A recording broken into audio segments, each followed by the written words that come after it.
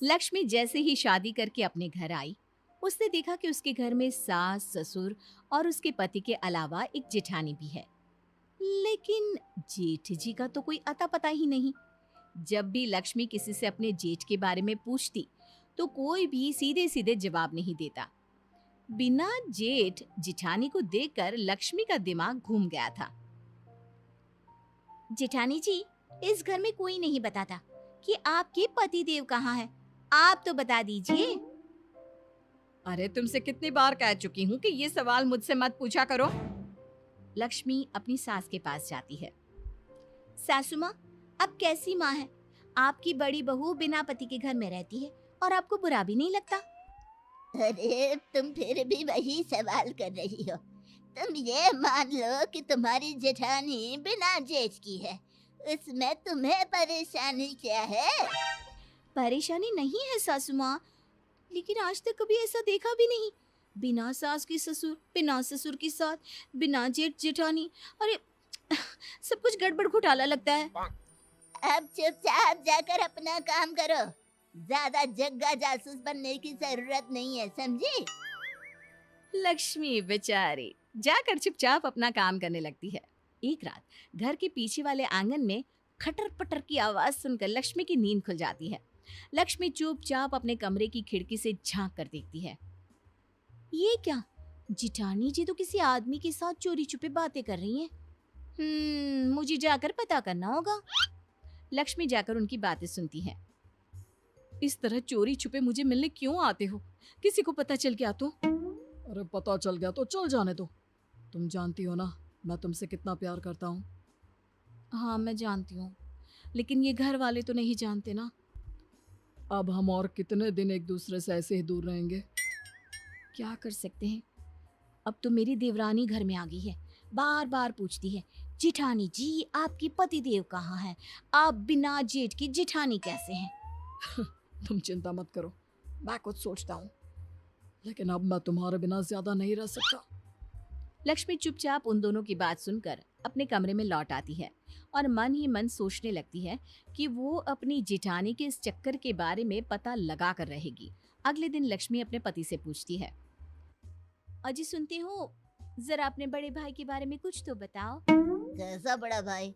मैं अपने माँ बाप का इकलौता बेटा हूँ। मैंने तुम्हें पहले भी कहा था ना, तुम समझती क्यों नहीं हो? अगर तुम इकलौते बेटे हो तो मेरी जेठानी ये किसकी बीवी है? अगर तुम्हारा कोई बड़ा भाई नहीं तो वो मेरी जेठानी कैसे होगी? देखो, इस बारे में इस घर में कोई सवाल जवाब नहीं करता, और अच्छा होगा कि तुम भी मत करो। बस ये मान लो कि वो तुम्हारी जेठानी है, लेकिन तुम्हारा कोई जेठ है ही नहीं। अरे ऐसे कैसे मान लूं? ऐसा कहीं होता है क्या? होता है, हमारे घर में होता है। मिल गई तसल्ली, अब जाओ यहाँ से। लक्ष्मी बेचारी चुपचाप अपना सा मुंह लेकर वहां से वापस चली जाती है। अगले दिन जब लक्ष्मी बाजार जाती है तो उसे वही आदमी नजर आता है जो उसने रात को अपनी जेठानी के साथ देखा था। अरे सुनिए भाई साहब, जरा मेरी बात तो सुनिए। अब क्या हुआ बहन जी, कौन है आप? क्या काम है आपको मुझसे? देखिए, मैं आपके बारे में सब जानती हूँ। कल रात आप मेरे घर आए थे मेरी जेठानी से मिलने। आखिर आप है कौन? अरे क्या बताऊं, तुम्हारी जेठानी का पति हूँ मैं, और भला कौन?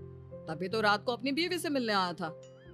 लेकिन अगर आप उनके पति हैं, तो उनके घर के बड़े बेटे हैं, तो घर में आकर क्यों नहीं रहते अपनी बीवी के साथ? या फिर अपनी बीवी को अपने साथ ले जाओ।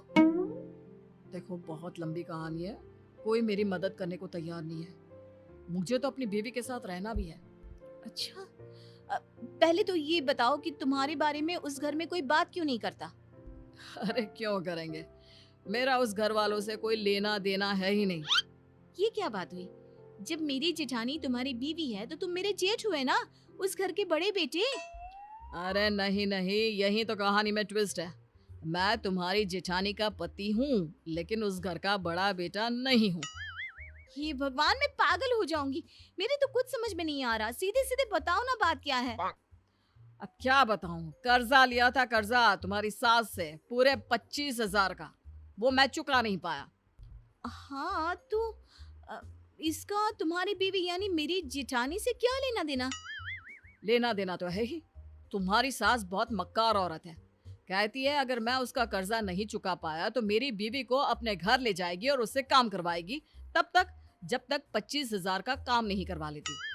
ओह, तो इसका मतलब तुमने अपनी बीवी को गिरवी रख दिया है, वो भी मेरी सास के पास।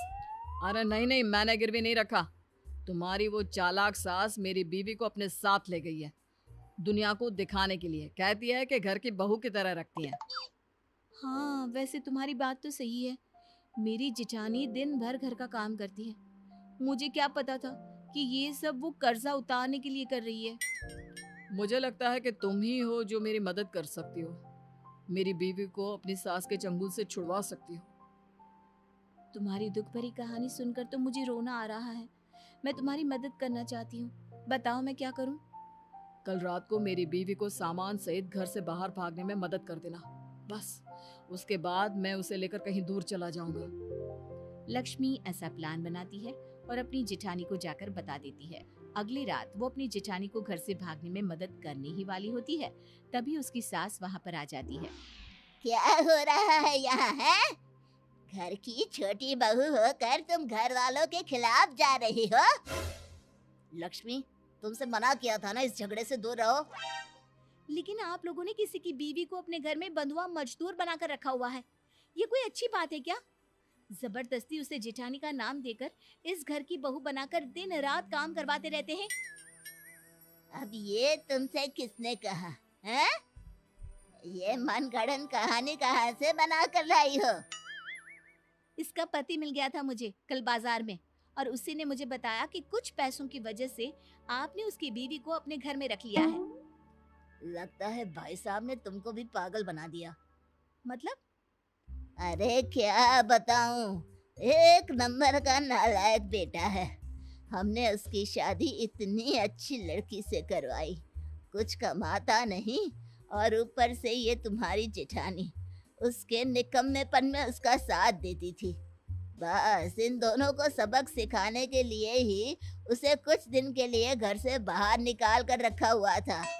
अरे बाप रे, तो ये बात है। मेरा मतलब इस बिना जेठ जेठानी और उस बिना जेठानी की जेठ ने मुझे झूठी कहानी सुनाई। हाँ, अब समझ में आया कि इस घर में बिना जेठ के जेठानी क्यों है। दरअसल वो तुम्हारा जेठ है, मेरा बड़ा भाई, लेकिन वो ढंग से काम करे इसलिए उसको सबक सिखाने के लिए कुछ दिन इस घर से दूर रखा गया था। धन्य हो, मेरे अलावा शायद ही किसी को इस दुनिया में बिना जेठ जिठानी मिली होंगी।